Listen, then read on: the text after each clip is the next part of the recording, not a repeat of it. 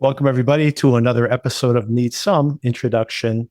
On this episode of the show, we will be breaking down and discussing the latest episode of Euphoria, episode 4, an episode called, I had it right in front of me, Darren. I forgot what it's called. Something about Kitty. Kitty likes to dance. Kitty likes to dance. Yes, very good.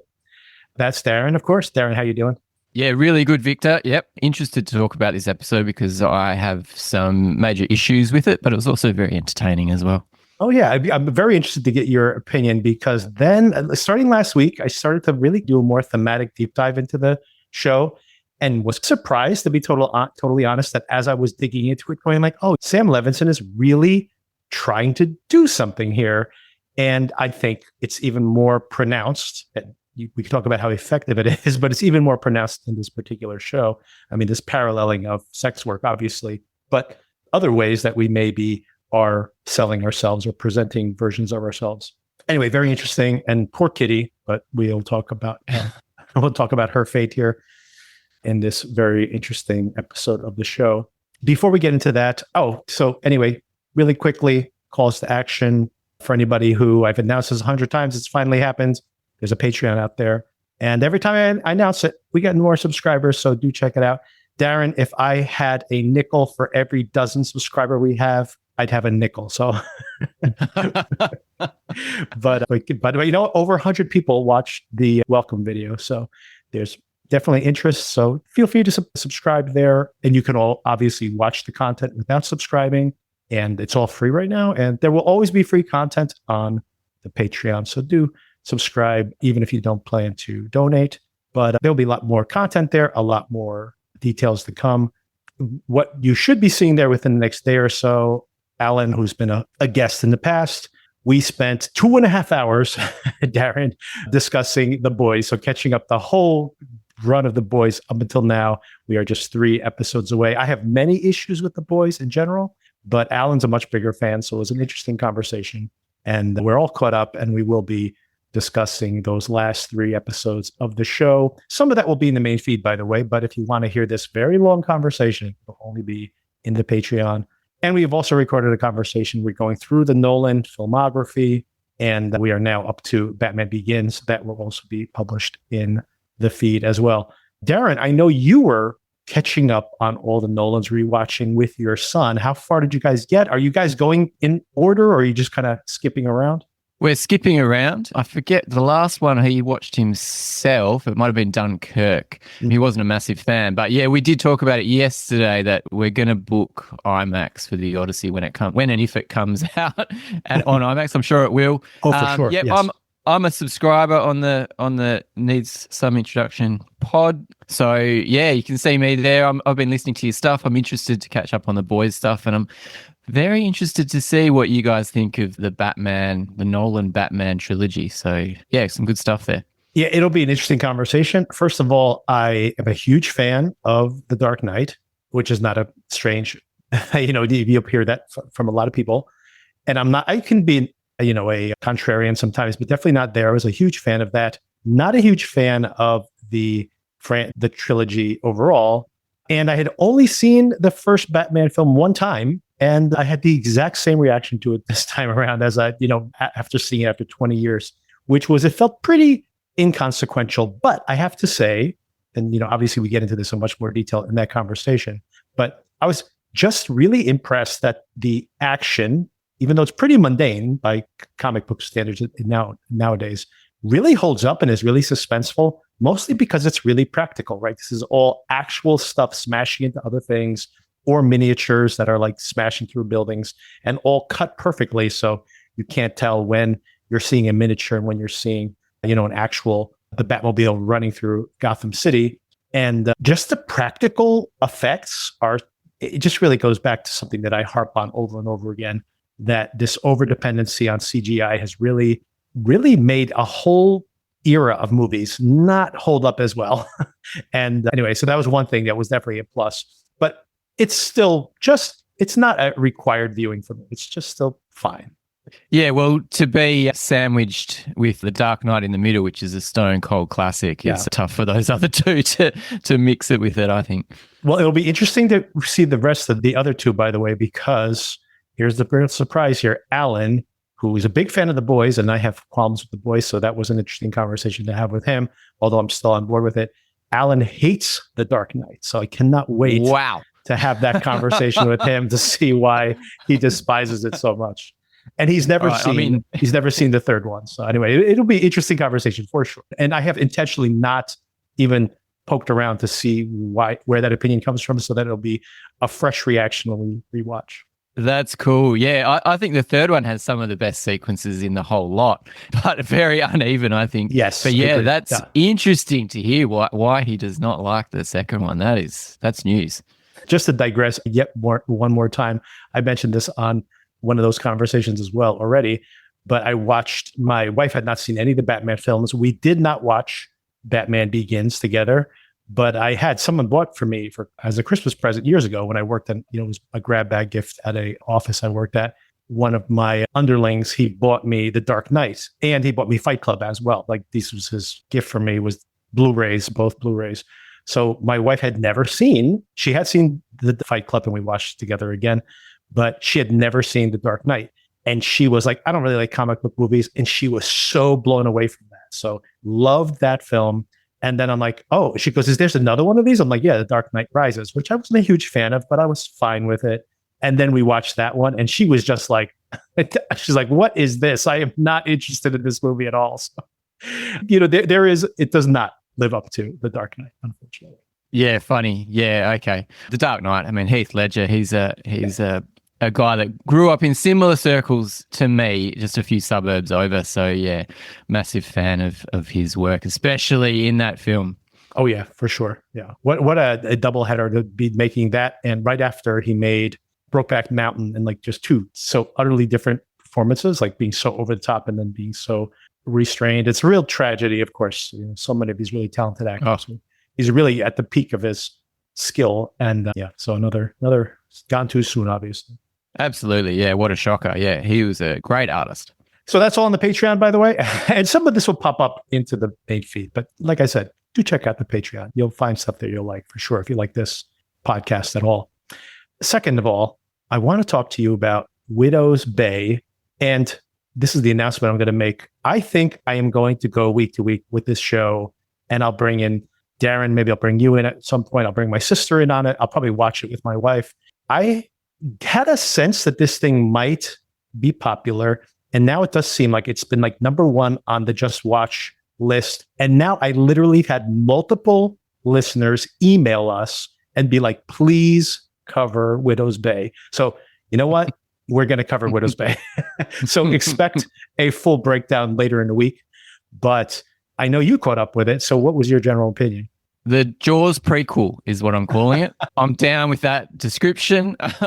The mayor of the town, when he was younger, he dealt with a whole lot of other horrors rather than just a giant shark. Very interesting show. So what? I've seen 2 episodes. Is that what we're up to so far? Yes. 2 of 10? Yep. So I don't know how to describe it, but each episode seems like a different kind of horror story or haunted house story or something, but it has these really funny, understated performances and just these background jokes, which just make it so comedic. And it's not a comedy, but you find yourself laughing at it. People are calling it comedy horror, whatever that means. Yeah, I'm watching it with my wife. She's like, I don't know what this show is about, but I really like it. And I think, Matthew Rhys's character is very different to what he seems to be, what I have seen him in before. And then there's all these other supporting cast members, most of which I don't recognize, apart from Stephen Root doing his thing. But they're all just very quirky characters, but of this town. Yep. And perhaps some of them have never left the island, which possibly explains how strange, why they're so strange. Well, because they believe this story, right? If they believe this history of the island, then they would never leave, right? They would never. There's so many stories in this island. There's so many different myths, right? The myths and the lore that all will come together, possibly. Yeah, I think it's fascinating. I don't know where it's going to go, which is super exciting. Mm-hmm. And the journalists coming to the island to make this the new Martha's Vineyard, which I think is where Jaws was shot. Yeah, she said, cool. Actually in Amityville here in New Jersey, believe it or not. So. Oh, there you go. Yeah, okay. Oh, look, yeah. What do you think of this show? Because I'm a little bit. It's just so mysterious.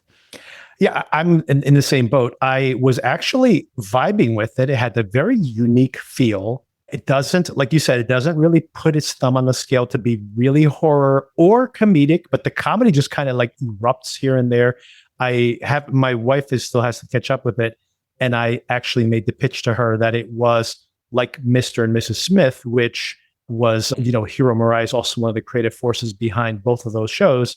And the reason I made the correlation to Mr. and Mrs. Smith is because when you're watching that show, it is like presenting itself as a straight spy film. It looks like you are watching a James Bond movie or something with all the production values you'd expect. But then the characters react in a naturalistic response to the crazy situation they're in, which makes comedy emerge. Like they're straight faced. They're not like selling a joke. It's not so it's a very unique type of very subtle humor. Like, for example, when Matthew Rhys is so terrified that he's going to blow this article with the New York Times, a journalist, only to freak out, turn out to be maybe the most fearful of this potential mythology and be like, there's something in the fog. And the writer, of course, the irony of ironies, the writer thinks that he's trying to sell this ghost story as like like Salem witch trials or something, like a haunted town, like these type of towns that people go to for their dark histories. And it's like, you know what? You don't have to do that. You don't have to sell it so hard, which I love. That is the fact that he potentially could be blowing this, and only that the journalist reads it completely differently. So really funny stuff. It's so funny. Yeah. And the tourists are coming now, apparently. So there's going to be lots of fun and games with whatever is there lurking. Well, that's what made me think about the Jaws metaphor, because, of course, there's the whole situation where the mayor there is trying to get everybody to go to the beach on Labor Day and hide the fact that shark is there, only to have this bloodbath the day of. So totally. But this mayor, he just gets convinced by the ghost story just pretty much straight away. So he must have grown up with them, or he's got a predilection to believe those things, because it's all coming together. Okay, so a couple of questions. Let's very minor spoilers for these first two episodes of the show. And I have not seen the third, which is coming this week. And I will break all three of these down. And I'm not going to spoil too much of my coverage there, because I have a lot of recommendations that I'm going to have that, like, this episode reminds me of this thing. But I'm going to ask you a couple of things right now to see if there's anything else you can add to that list. But I also wanted to get your opinion on in these first two episodes. We have seen that the mayor character is the only one who has potentially seen anything supernatural. Everyone's terrified of these supernatural things, but he's the only one that has potentially actually experienced these things. So my question to you, if you had to bet at this moment, is this all happening in his head? Is he like an unreliable narrator, or do you think there's actually something supernatural going on? What's your feeling at this moment? Interesting. Well, I took it literally that, yes, there is supernatural things going on left, right, and center. And unfortunately, it's always the unreliable guy that sees it all first. So no one will potentially believe him. But all the supporting characters in the town they accept that this is going to come true. They accept that all these things are going to happen to this island. So yeah, I did pick the second episode, the character that he meets in the hotel. Yeah. I did pick, that was quite obvious what was going to happen. Mm-hmm. But now you've got me second guessing that it's all in his head, you reckon?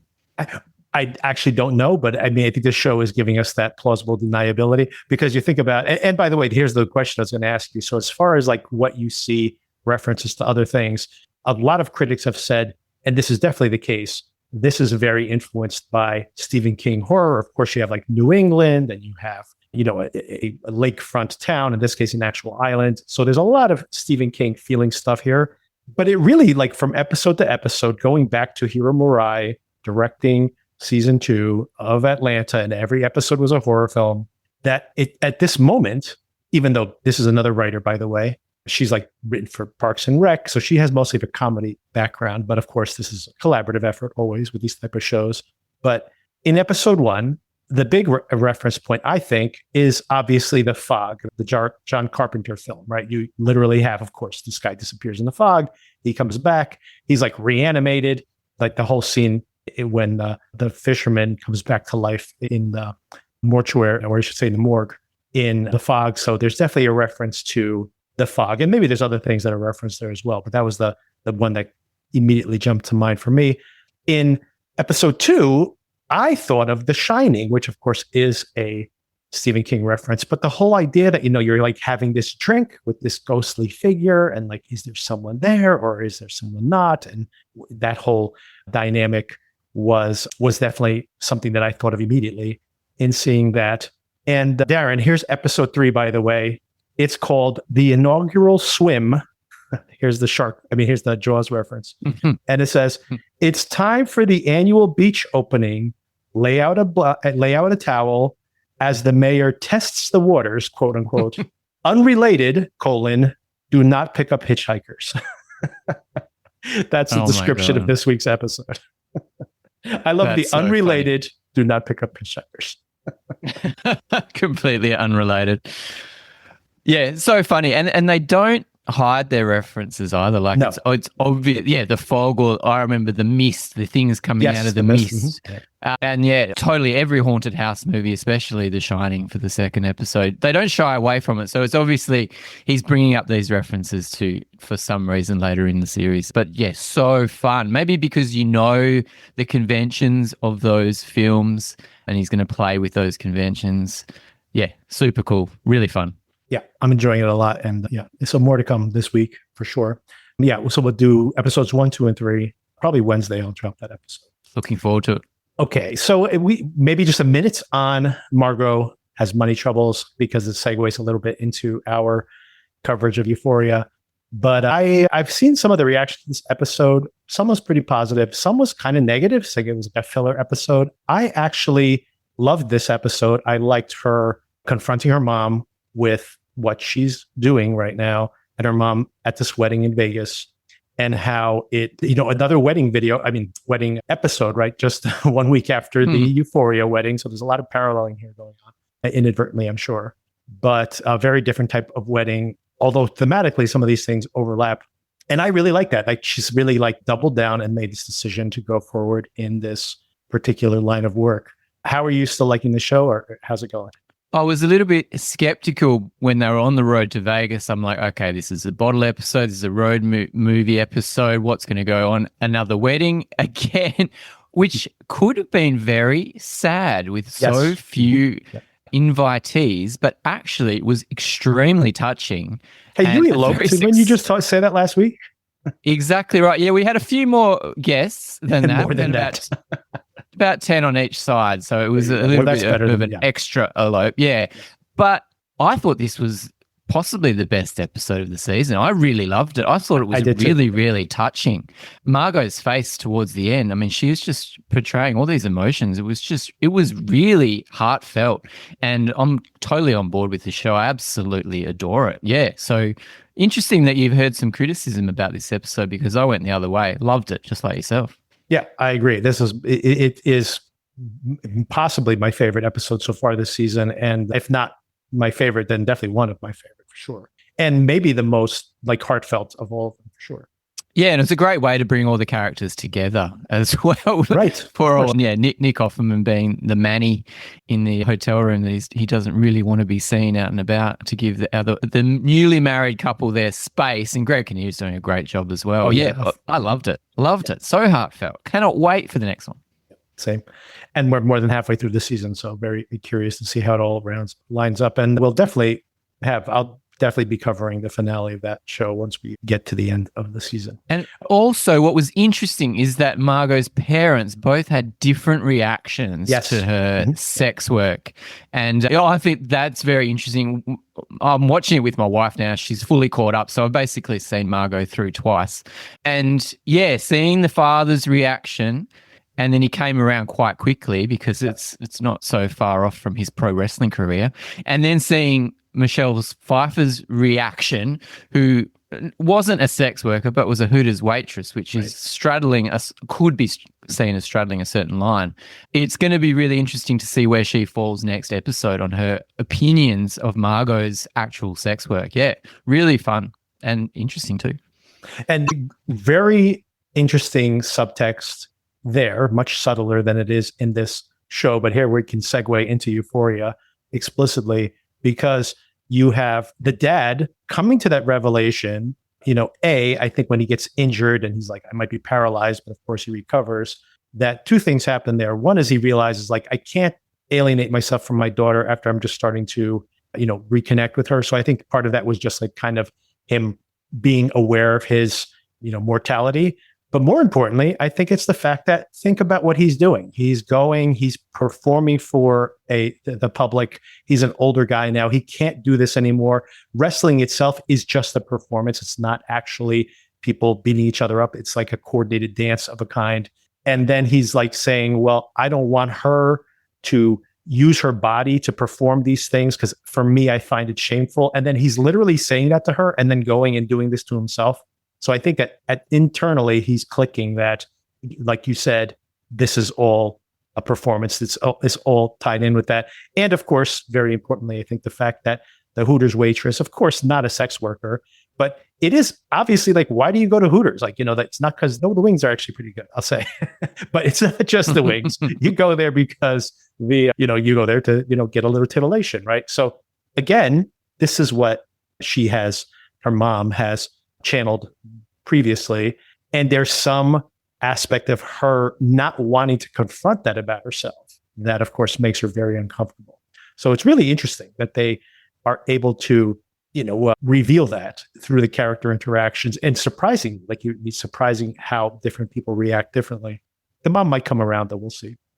But I do want to bring that up as a segue to this specific episode of Euphoria, because if we start seeing the thematics on this show and looking at what we saw last week, it started there already. But of course, it's the fact that we explicitly see every single one of these people who are performing a role. There's a version of themselves that they have to perform to get their jobs. Of course, Nate, who's had his toe, I should say, Frankenstein back on. Ironic that, of course, he played Frankenstein Swamp Monster recently, but he's got his toe sewn back on. But still, he's performing this version of masculinity. He's the provider. He's rich. He lives in this giant house. He has this wife, the big wedding. It's all a performance. And of course, Sydney Sweeney and her OnlyFans, this is all a performance. And I mean, we got to talk about what actually happens here, because it's all like a performance within a performance at this point, because that whole night is like an orchestrated coup to get this social media interaction, which of course it's not only that she's performing anyway, but then this whole thing is an arranged performance of a type. And then of course you have the Hollywood parallel and Lexi, and how she's complicit to some extent in this, but it goes all the way down. Rue is literally performing now in multiple ways. She's working for the DEA, hiding this from both of these people, that Lori and also Alamo. And of course, her neck's on the line, so she has the most to lose in this particular regard. But not only that, you also have all these fascinating parallels. I always forget her name, Jules. We have Jules, who, of course, is now doing sex work. But more than that is that she gets an opportunity. I'm kind of frustrated with her, by the way, on this point. But she gets an opportunity to have her art seen. And then, of course, it's the idea that, well, that is like too honest. You need to cover up some of this because you're making us uncomfortable. And I actually think that she should take this opportunity. As me being a practical middle-aged person, like looking at a younger person being like, hey, you're throwing this opportunity away. But of course, it is her having to be like, I can't not perform who I actually am because it makes these people uncomfortable. Right? So anyway, all these performances and all this commodification of who you are and how you have to be a fake version of yourself to exist in the world and be successful. And some people are comfortable with this, some people are uncomfortable with it. Anyway, I thought this was a truly fascinating episode. Tell me what some of your issues you had here for sure. Issues. Okay, so you brought up Jules' opportunity to create this piece of art for a a television show. Oh, I'm assuming it's like a free-to-air television show. Yeah, like a CW. Well, yeah, you don't know the CW, but like, it's like a teen network show. Yes. But of course, they're not going to have a giant picture with a bunch of penises in it. So I was a bit upset. That's what she thinks that I agree. she can do.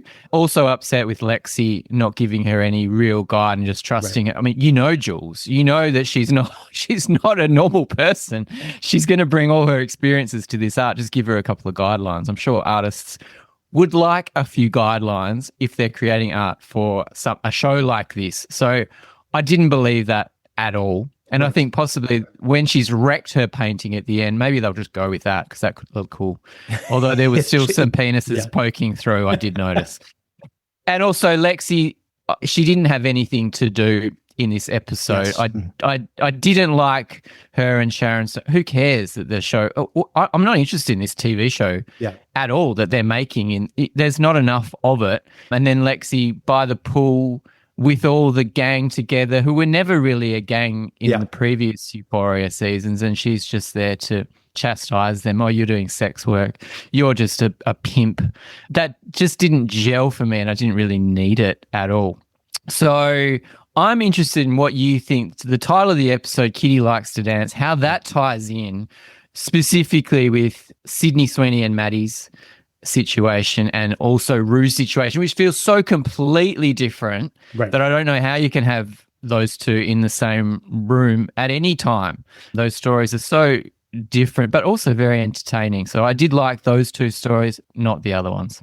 Yeah, I mean, I want to be clear that when I was tying in all this, I find it really interesting that what Levinson is trying to do here, I don't know, and this was kind of what I teased at the very beginning, I don't know how successful he's being at all this. And it's always kind of my issue I have with him in general, is like the level of ambition versus the level of execution. And also that kind of like this cynicism that might be permeating all of what he puts on the screen.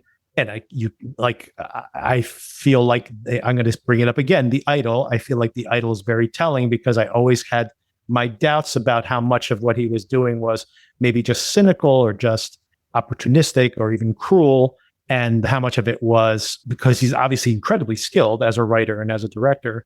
And I always was skeptical of him, to be honest. And then I felt like The Idol was kind of like very telling. I'm like, okay, this is what, you give him like his own free reign and this is what he comes up with. But to the point of, now let's tie it into where the episode is fascinating, although frustrating as well, and intentionally so, I think, is the whole Jules situation, right? Like we talk about how Levinson can be very frustrating and has all this money, like $100 million or more, I think, for this season of show, and what he chooses to put on the screen. And of course, here's Jules given this thing. And she was given direction, by the way, that this is going to be like available. She's telling her like 9 million people are going to watch this, right? It's like a network show.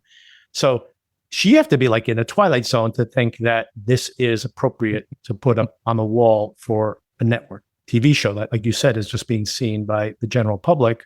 It's not like Euphoria, right? That's very different. If this was a show like Euphoria, it's like, sure, put that on the wall. That's what people want to see, right? But it's not that type of show. And you're right that Lexi trusted her a little too much, maybe was naive about that and just assumed in her mind. And by the way, I'm sympathetic to that because I see the situation of like Lexi making it in Hollywood, actually doing the usual work that you would expect, becoming like a production assistant and then working your way up to actually being like a story editor. So she's doing really well in this line of work in Hollywood, given how young she is. She's a couple of years out of college. So this is all great for her. And maybe in her mind, she's just like, yeah, I'm going to give her this leg up and she's going to take the opportunity the way I took all these opportunities, without realizing that Jules is going to have to be Jules. But that is interesting, right? Because you think about the fact that Jules has already in last week's episode rejected being an artist and have decided to really double down, like dropped out of college to pursue this being a sugar baby. And she, in a way, and by the way, we talked about this last week, that she's been like turned into a work of art, like wrapped up like a possession or something. And in some strange way, it's as if the show is saying, and maybe Jules finds that she can be an honest version of herself, not as an artist, but in this other role. And you might think that that's an interesting way to go, or you might think that's a completely cynical perspective. But I think that's what he's trying to represent there. But I personally, like I said, for me, being like a dad, I'm like, you need to take this opportunity. You can become a successful artist if you do this opportunity. But she is in a way sabotaging herself by not taking this opportunity. Yes, I can see that. Absolutely. I just think it was just so naive of her just to think that she could paint that and it would be acceptable. People would be okay with that. Yeah, why not? Yeah. It just makes you think about the world that she's come from and what she thinks is acceptable or not. She's way off. And she's earning enough money, it seems, being a sugar baby, that she doesn't need this opportunity. But geez, it would be good for her, wouldn't it? Yeah, I mean, and once again, the idea that she has some kind of freedom as this sugar baby, that does she really, when this guy could find somebody else or could just reject her in general, only to find out that, that she has no power at all. And by the way, that's the important aspect of this. All these women, whether it's Cassie thinking she has control over her circumstance with the OnlyFans situation, or whether it is Kitty likes to dance, right? That she also has come here for this opportunity. And she's like at the beginning being like coquettish, like, oh, I can't wait to dance. I can't wait to dance. And of course, that's all a performance. And it ends, of course, as you would expect in Euphoria, in the ugliest way possible by the end of the night. So, and by the way, you asked what the title means. I think that's what it's about, right? It's like Kitty likes to dance. All these people, they're all dancing, they're all performing. And in some ways, some worse than others, are surrendering a part of themselves. And of course, here we are looking at Jules, who is trying to be a more honest version of herself. Again, my opinion, you know what? There's ways where you can infer things and hide them somewhat, and you can still get that paycheck, So the reason I say that is because, we could be critical of these girls going about it the wrong way, but then we have someone who's just being like, I'm just going to do what I want to do and be like honest to myself. And then we're like, you should have compromised yourself a little bit more. Right. So that's the question that everybody is asking themselves, like, how much do you compromise yourself? And if you get paid, right? Like Jules is someone who is not going to compromise herself. And theoretically, as an artist, she's like, no. So I reject your money to like be a dishonest version of myself. And yet she's a sugar baby right now, right? So the irony of that is pretty cutting, right? And then you have, of course, like Cassie, who is pretty, that sequence, by the way, I don't really love the fact that they paralleled that with the rape sequence, if you want to call it that, with Kitty, but, because they're trying to draw a parallel between these two things. Or actually, it's not a parallel, it's like a dichotomy between the two directions, where she is fully, at least in that moment, fully in control of that situation. And then you have Kitty, who has absolutely no control over that situation. No matter how much maybe she felt walking into that room she doesn't have any control at all. That's very interesting that we can take it different ways, isn't it? I guess that's the success of the creator. I didn't see it as a rape scene. I feel like Kitty knew what she signed up for from the very beginning with Alamo, and she likes to dance, and this is the result of being up on that stage, that you're going to have to do these other things. And it seemed like she, even though she wasn't super happy about it, right, it feels like she knew all this was going to happen. This is part of the job, and this is what she signed up for, even though, her substance abuse issues, to be able to get through the night is, it's pretty dark, isn't it? Yeah, no, I agree. Like I called it, that was the term that came to mind, was this rape sequence, but it's not really, I agree with you. I don't really see it as a rape. I mean, there is an aspect to the power dynamic, of course, but to your point, it's not like anyone coerced her going into that room. And the first time when she has sex with Alamo, she obviously is, we don't know if she enjoyed it or not, but she obviously was like, this is part of the interview process, right? So it might have gone more than, she certainly did not like the way the day went, but it may not have been a surprise to her at all. and we don't know what her previous experiences are, this might be a good outcome for her given wherever she came from before. Yeah, that's dark, isn't it? Yeah. Very dark. Yeah.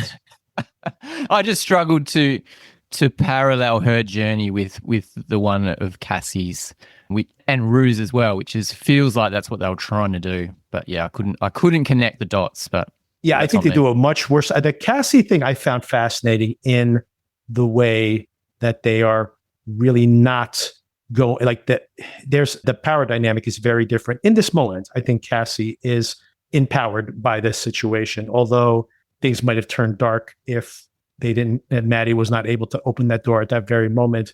But she seemed like ready for her close-up in that moment. She had her tagline and everything ready to go. So it seemed to all play out exactly as expected. So I do think that he wanted to show that obviously he's trying to show that this is two different versions of sex work. But very importantly, Maddie tells her, and make sure you do not have sex. It's like withholding is your power.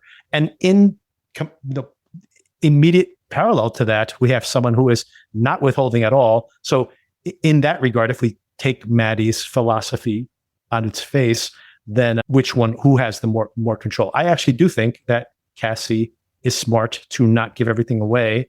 And that's how in a way, that's the game she's playing, where it's the same thing we saw, by the way, where let's go back to Margot having money troubles, that when she meets those other sex workers, she's like, oh, I haven't even gone fully nude yet. And they're like, no, you tease that. You don't give that away. You draw that out as much as possible. That's how you get rich, right? And of course, that's exactly what Maddie's saying as well.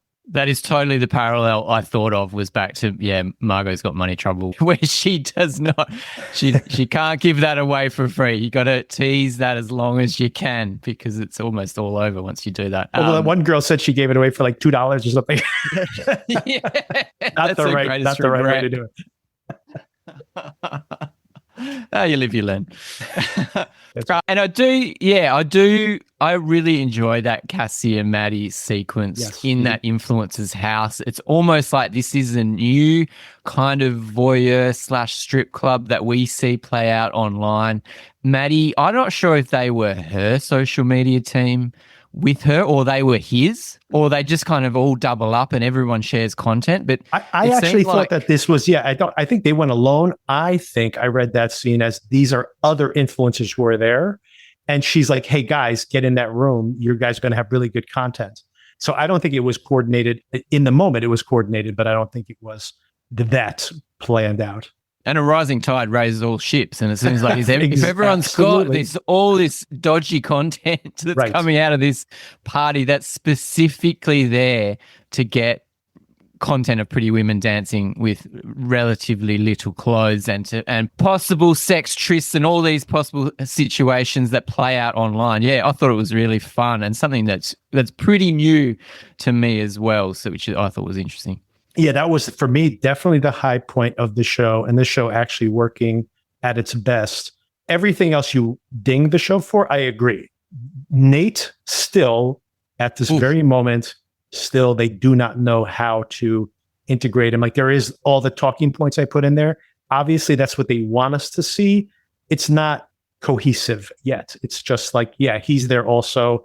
This is another version of, presentational versions of yourself, of prostituting yourself, or, of creating this like tease that, eventually you're going to get rich, right? Like just how these influencers manipulate each other and manipulate their audience. So there's that. It's there thematically, but I don't feel it. I feel like they don't know what to do with Nate at all. And the other critiques you had as well, Lexi worked a little bit for me, and I'll make my case for Lexi, but Rue is a real problem here. When I usually have enjoyed her, especially, I've had problems with her storyline in general, but I really loved all of her narration of the story. There was less of it this week, which I think was a problem, because that's my favorite part. Rue narrator is my favorite part of the whole entire show, and there was little of it this week. But let me make the Lexi case before we spend a lot of time on Rue, because her story is so big.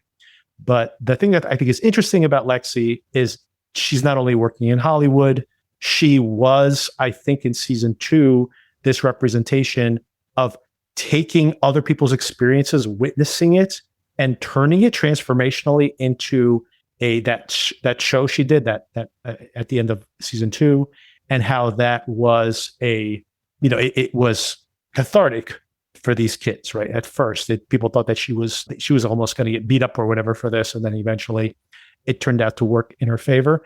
I just found it interesting here that now her sister is living in across the road from her, and there's this very obvious metaphor where she is now watching her sister perform, as an OnlyFans. Again, she is the third party who's witnessing, but she has in the past transformed that into narrative. So she's made some art out of it and I think that is in a way like what Sam Levinson sees himself as. I think that's his surrogate character, I believe. I mean, I think he's probably surrogate in multiple characters here, but I think Lexi and the ability of taking these stories and turning it into something else, there definitely is something positive trying to spin it there. Now, I don't know if this storyline's all going to land in a positive place, but that's my argument for Lexi. Does that make sense?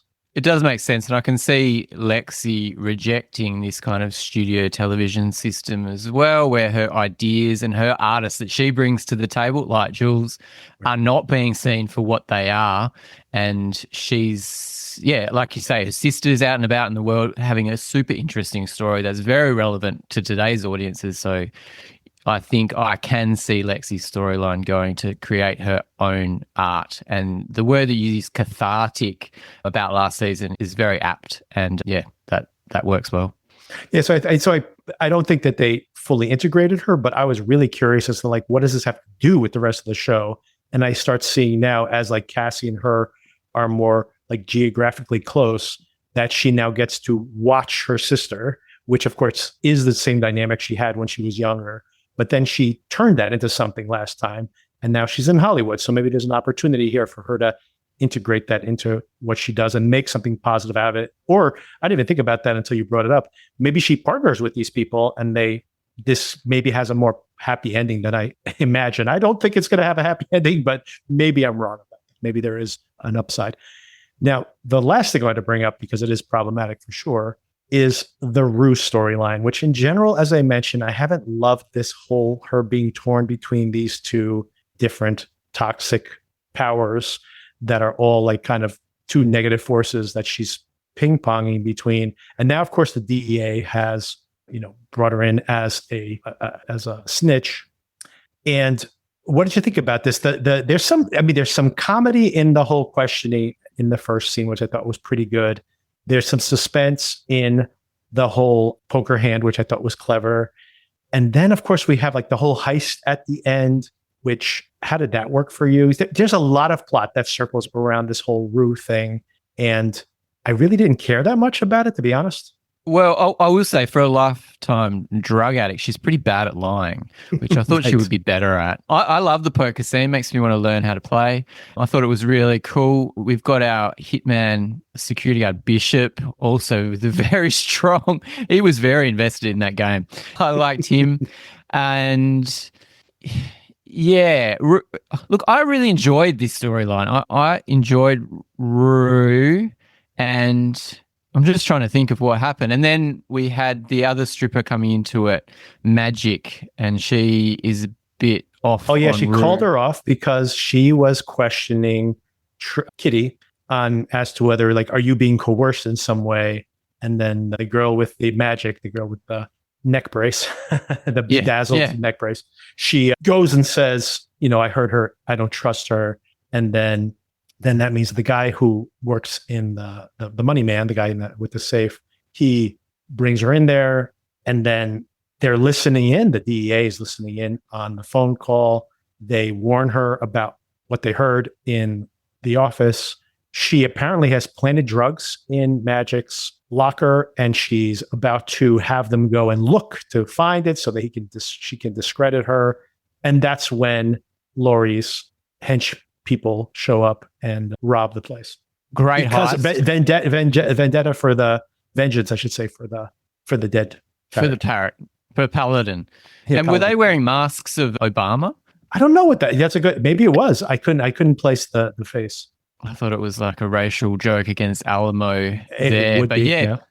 Thrilling. I thought that was a thrilling heist, and I thought it was funny. The DA places the wire in Rue's phone, which is an obvious place. Why not? So good. And also, mention has been made of the missing the stripper that went to rehab. Right. Oh yes, and of course. She ran away in quotation marks from rehab. So yeah, I'm very sus on all that. For sure. Yeah, another missing of one of the girls. Yeah. So yeah, and by the way, like I said, there was suspense, there was comedy, it's well executed. All of it's well executed. It seems like it is just happening in its own silo compared to the rest of the show. And that's where I end up butting up against it a little bit. And of course, I feel the same way with Nate's situation, where it's just this, and honestly, the whole Lexi and Hollywood thing, thematically, they're able to now finally in this episode, which is kind of what I liked about it, it's become a little more cohesive in what they're trying to say across these things. Now, plot-wise, am I equally vested in these different things? Definitely not. Well, it just seems like he's all out on his own. I thought that scene where he fell to his knees was quite embarrassing, and I don't know what they're doing with him. Whereas Rue's story, I'm totally engaged, but I thought it was weird they tried to shoehorn her into one scene where they're all living around this pool, or where Lexi and Cassie is now living. I thought that was a bit... They're all in that one place now, a bit weird. Like, why do you even need it? Like, if it's a separate story, just have it as a separate story and tie it in thematically. But yeah, I'm still on board. I love the whole Western shtick of that side of this show. Yeah, I'm still actually interested in where it's all going. And at this point, we're halfway through the season. It looks like next week, I assume that we're going to see the immediate fallout of this whole situation, right? We now have confirmation. It's weird that Alamo needed so much confirmation that this is somebody who is attached to the Lori situation, where that is probably the assumption going in. And even if Rue couldn't place the voices, which I'm surprised she wouldn't be able, to be honest, considering how much time she literally lived with these people for a period of time. And then she ends up only identifying the driver's pronounced lips, which is a funny giveaway when like the voices of the people in the room didn't give it away, regardless, right? I think we all know who these people were, the moment they walked in the door. And that Alamo is letting one of his best employees, bleed out and not prioritize that because he wants to get this confirmation. I'm like, not for nothing, but I would be like headed to Lori's house stat. I'm like, until you could disprove that it's Lori, that's where I'm headed right now. Totally. Yeah, totally agree with that. Yeah, especially as Magic, the stripper, is a whiz on the CCTV and can zoom in. And she goes a zoom. She's done that all. Yeah, she's been there. No, I didn't believe that for a second. At least they weren't doing the whole like enhance. I thought they were going to on the license plate. Yeah. If this was CSI, they would be able to get a clean license plate number from that. Like, even though they're like at a 15-degree angle to the plate, they could get every letter clearly distinguished. But yeah, come on. Lips, of course it was Laurie from the start. Come on. Of course. We all knew. I mean, they literally killed this bird. Like, and by the way, it's not even like, you killed the bird. Why would she react this way? They literally were like, what's the thing we can do that will bother her the most?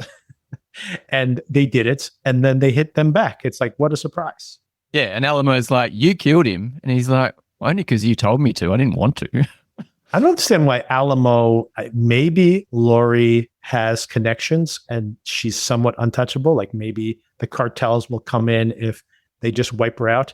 But I don't even know why Alamo's messing around. Like if she killed one of his girls and this is an affront to him, and then they like send the pigs in like to offend him, not for nothing, but I'm just going to be like, she's got to go. She just got to go. As easy as that. I mean, as he says, there's other drug dealers around. She's not the only one. Well, that's what I was going to say. Exactly that. If we find out that for whatever reasons, he's burned all his bridges and she's the only one, then you can imagine them doing these like head games with each other, right?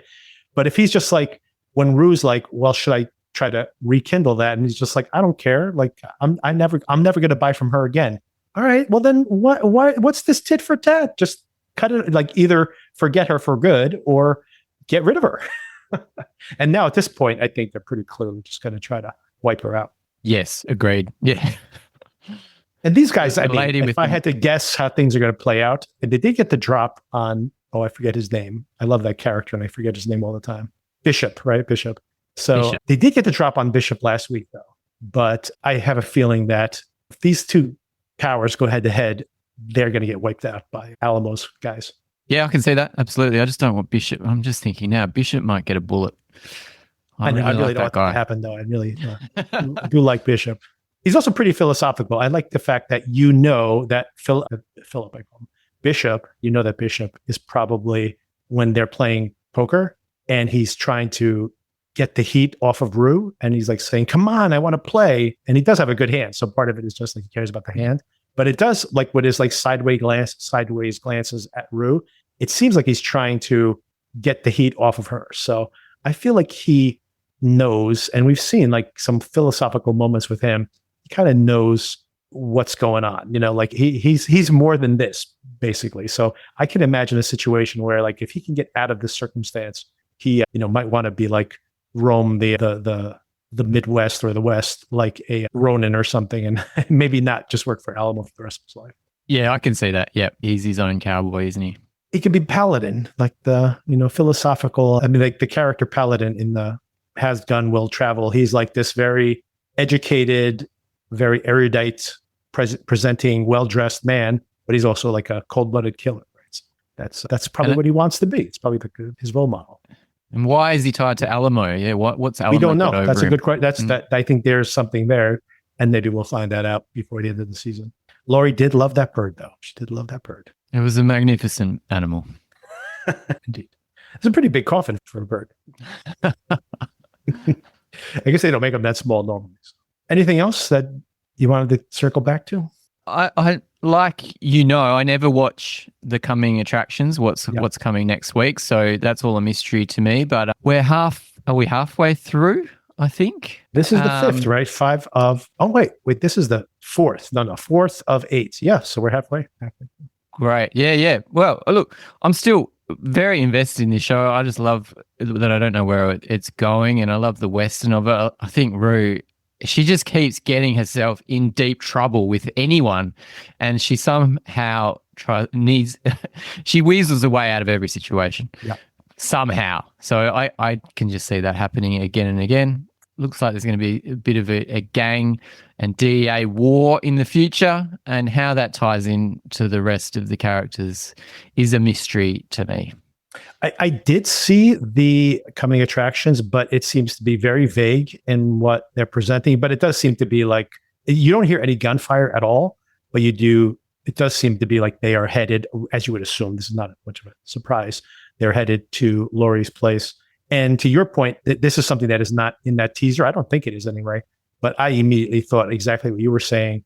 The DEA knows what's going on now. So they might be, hey, we literally heard, hey, look, 2 birds, 1 stone. Someone says that line of dialogue. So you can imagine some kind of like the DEA swoops in as they close in on Laurie. They get Laurie, they get Alamo. It could be like a giant Tarantino-esque or Michael Mann-esque shootout next week. So I'm all for that, Victor, because that's right up our alley. That sounds fantastic. I'm loving this. They had a really impressive shootout in season 2, right? So it could be another sequel to that. Totally. And Fez is still lurking in the background there in jail. I forgot to bring up Fez last week when we were talking about that. He's not only is he still alive, but he's talking to Rue about potentially jumping off the back of that truck. It would be very funny if they had to have Fez on the show, like Rue potentially rescuing him, like after he jumps off of a chain gang or whatever he's doing. But of course, like that has to all happen off camera because that actor, unfortunately, not Angus Cloud, no longer alive. Which, again, we're talking about actors dying young. I mean, he was so authentic in that character. The way he dressed, his hair, his language. I just loved his character so much. So it's such a shame that guy. Well, he wasn't an actor, right? That was like literally he was like they cast him off the street or something. So that's kind of what it is. That's where their authenticity came from. Wow. Unfortunately, a little too close to home. Yeah, I did see him in another film as well. He was in some kind of horror, maybe it was Abigail or something, but basically playing a very similar character. But yes, so captivating on screen. I'm missing the music of this series, to be honest. I mean, that it feels like a bit of a hole that we don't have Labyrinth's amazing cinemascape behind it, because I'm not getting anything from this Hans Zimmer score. What about you? Oh, that's a great thing that you did bring up, because I wanted to touch on that also. The music during the party sequence is going for this kind of operatic, dance, but like you said, it's Hans Zimmer rather than Labyrinth. Could you imagine what that scene is already fantastic? Could you imagine that with Labyrinth music? It would have been so much better.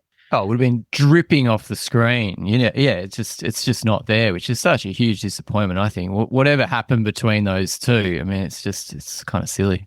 Yeah, I guess we'll know more details at some point in the future. Oh, you know what I saw Angus Cloud in recently, and I do recommend this film to you specifically. I don't know if I recommend it to everybody, but did you see Freaky Tales? Have you seen Freaky Tales? I've heard of it. I have not seen it, no. It's on HBO Max, and it is Anna Boden and Ryan Fleck, who directed like a bunch of smaller films like Half Nelson, which is very good with Ryan Gosling. But they also did the first Captain Marvel film, believe it or not.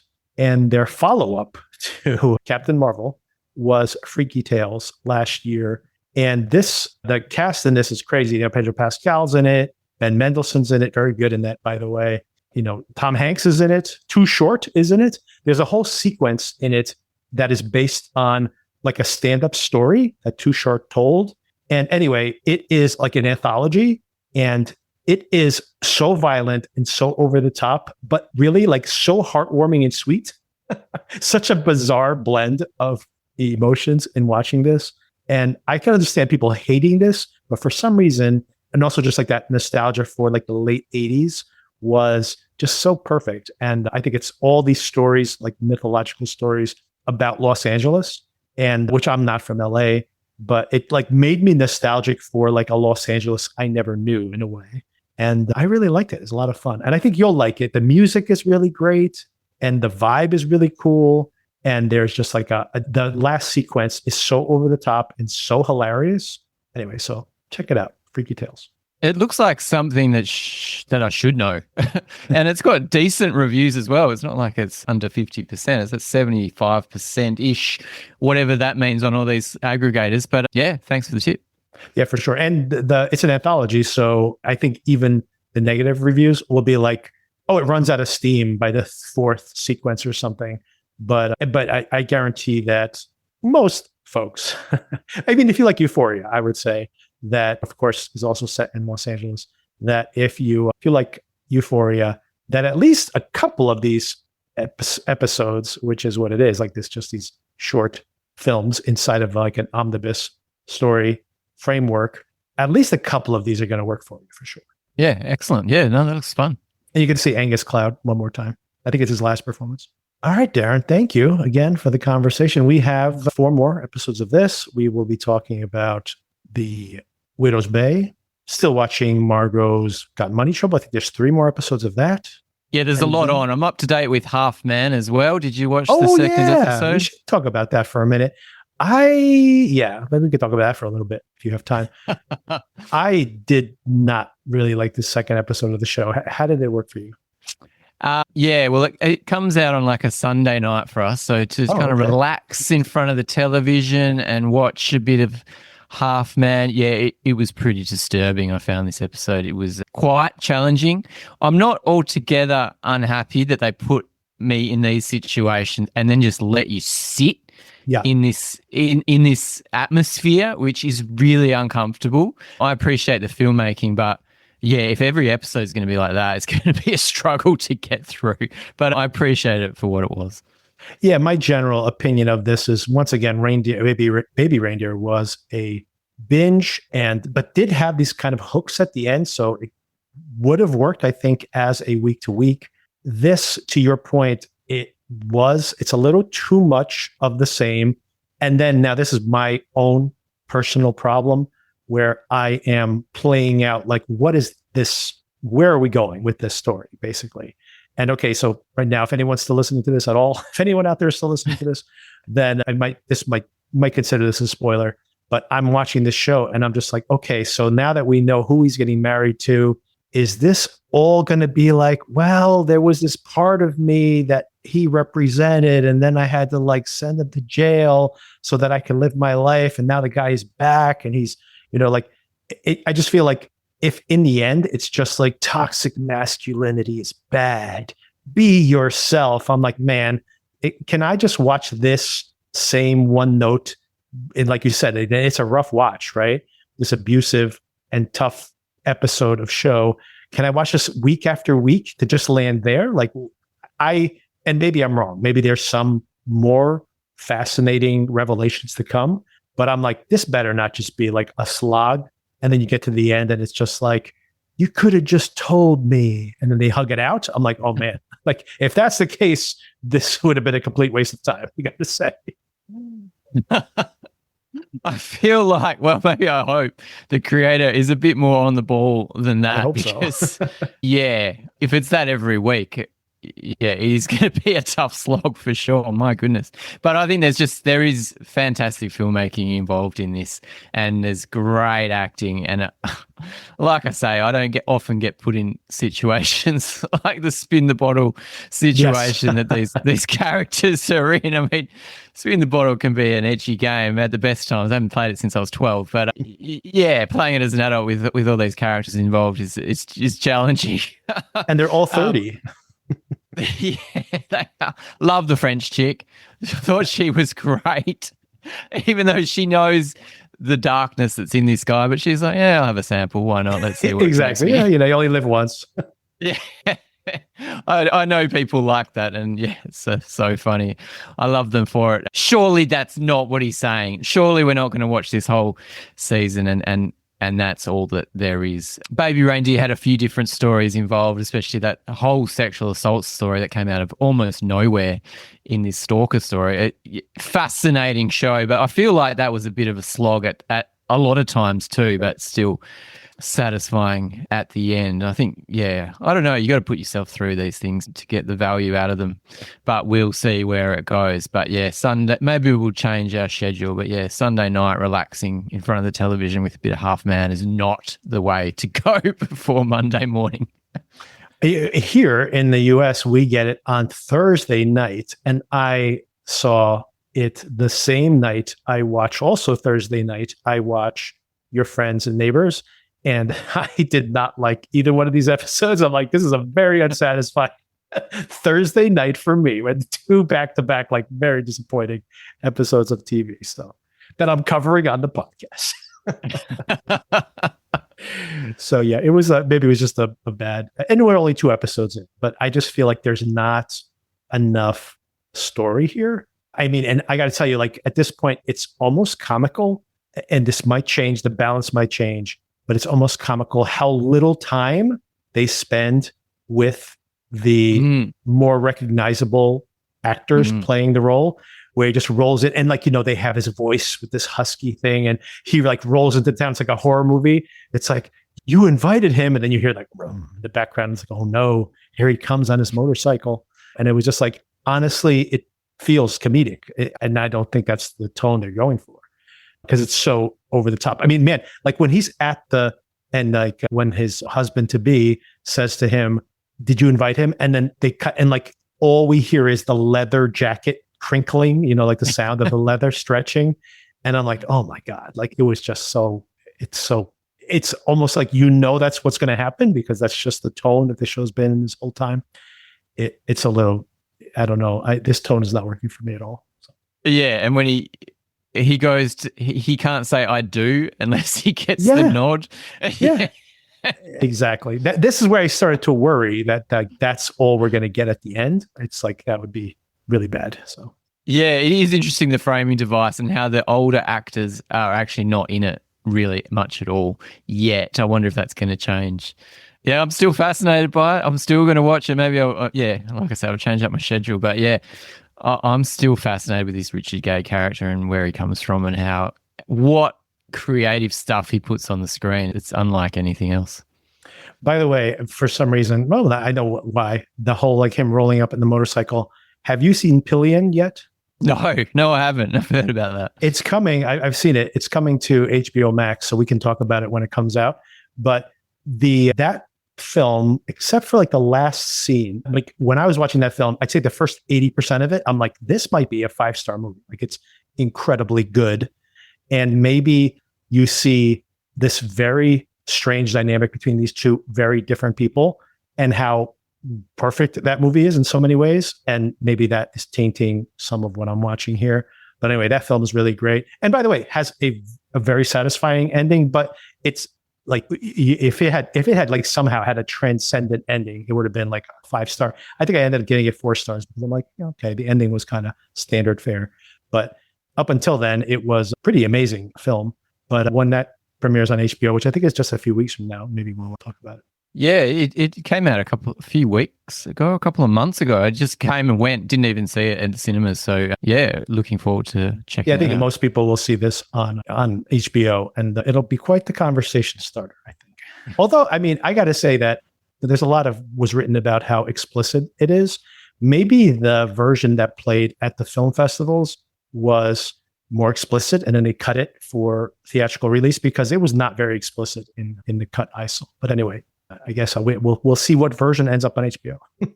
Maybe it's explicit for some people, but not for others. Yeah, that's the other thing. I think some people get very squeamish, so maybe something like that. Yeah, the type of stuff that we watch on the reg, it's probably just not too dissimilar. Right. All right, Darren. So we will pick it up there next week, and we will see what comes next with Euphoria and with all these other shows as well. And of course, and then we'll continue to dig into Widow's Bay on a more formal way. I've already got all my notes in place. I can't wait to put that episode out. Epic. Looking forward to it. All right. Have a great one.